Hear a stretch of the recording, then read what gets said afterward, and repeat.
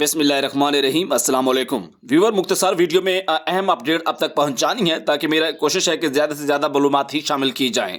सबसे पहली बात यह है कि 8,20,000 जो लोग बेनज़ीर इनकम सपोर्ट प्रोग्राम से पिछली हुकूमत ने निकाले थे, उनके लिए हुकूमत ने 8171 की सर्विस बहाल कर रखी है। इसके साथ साथ एहसास कफ़ालत प्रोग्राम के नाअहल और जांच पड़ताल वाले भी 8171 के ऊपर मैसेज कर सकते हैं।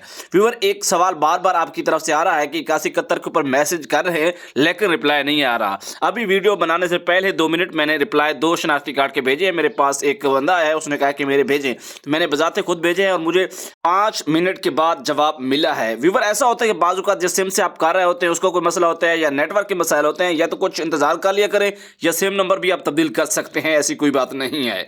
आपको बताना चाहेंगे कि शाजिया अता मरी ने वज़ीर आज़म शहबाज शरीफ से मुलाकात की थी और उसमें अहम फैसले किए गए थे।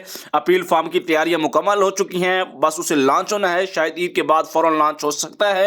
और जब शाजिया मरी की वज़ीर आज़म शहबाज शरीफ से मुलाकात हुई तो वज़ीर आज़म ने यही कहा है कि अपील का फॉर्म खुश आइंद है, जो कि हम आपको पहले भी बता चुके हैं। और इसके साथ साथ बलूचिस्तान के लोगों के लिए 5 लाख मजीद खानदानों की शमूलियत का ऐलान हुआ है और बच्चों के वज़ाइफ के हवाले से भी हुकूमत ने कहा है कि इनको ज़्यादा से ज़्यादा इनको शामिल किया जाए, क्योंकि वहाँ जो हकदार खानदान ज़्यादा पाए गए हैं। इसी तरह आप 8171 के ऊपर मैसेज कर